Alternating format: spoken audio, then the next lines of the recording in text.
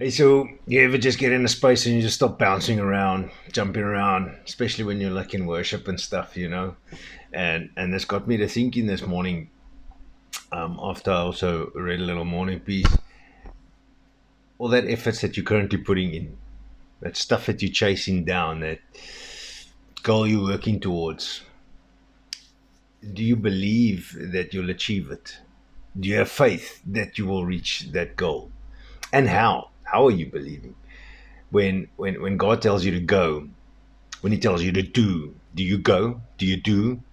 Or do you just first sit there and think about, okay, this is what I should do next. That's the plan. This is the plan.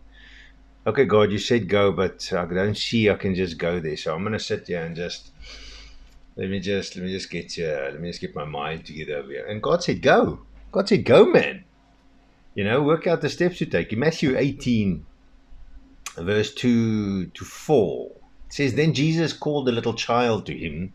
He set him in the midst of them and said, Assuredly I say to you, unless you are converted and become as little children, you will by no means enter the kingdom of heaven.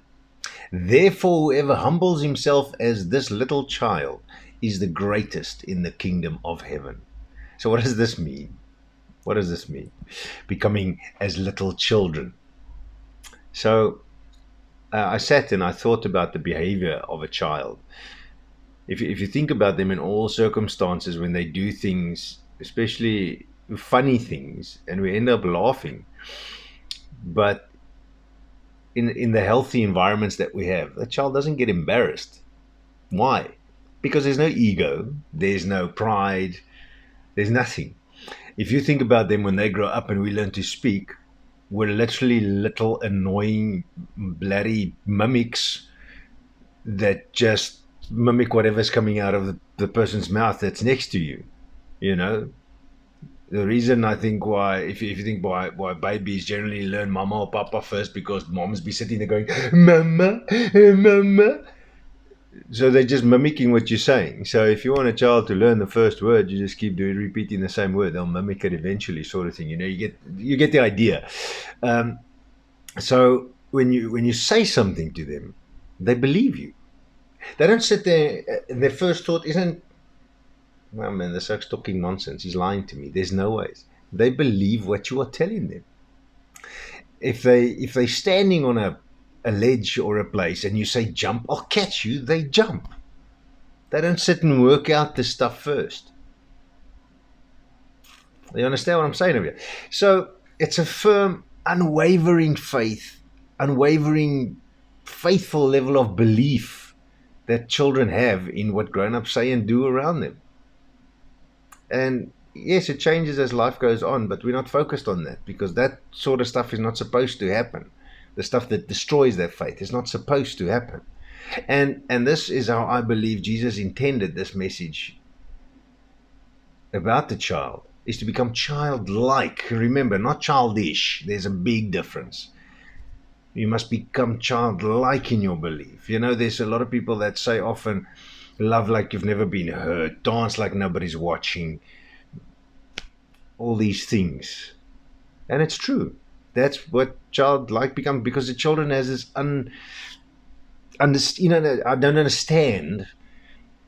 It goes above my comprehension sometimes about how a child is able to forget, maybe even hurt from the past, forgetting that I fell off that wall once, or dad didn't catch me once, and they jump because they know you'll catch them.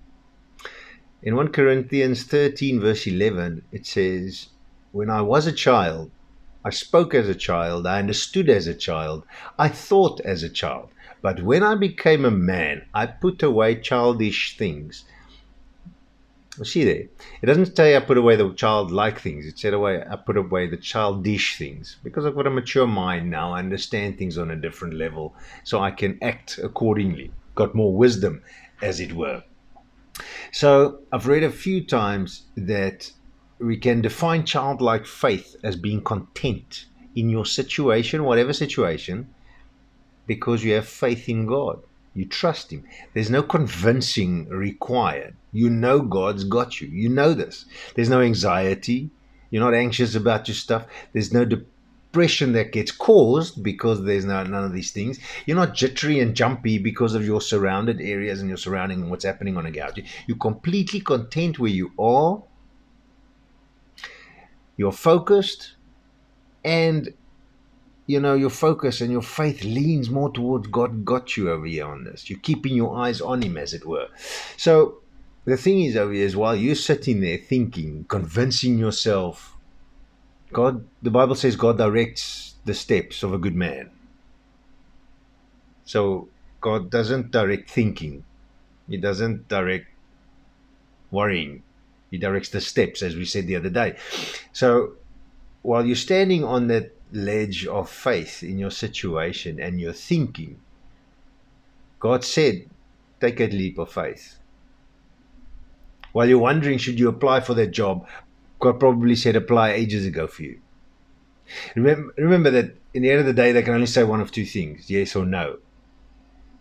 And that's a 50-50 chance already, where if you don't apply, that's a 100% chance of no.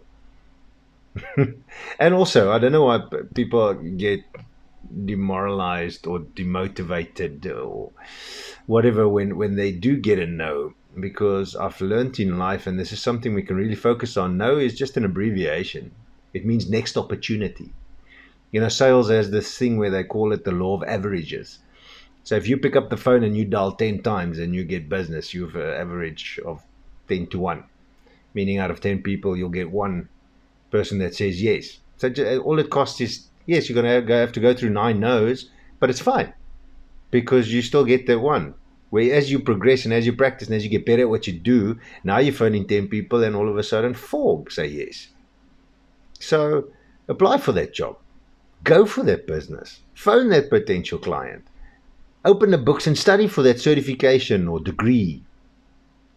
Go ask that person that question you've been meaning to ask them, Do this thing that you've got on hold because you're trying to convince yourself you're wasting your time. Rather sit there and convince yourself that God's got you. My friend, while you're thinking God is working, it's time to do your part. It's time to do the man part.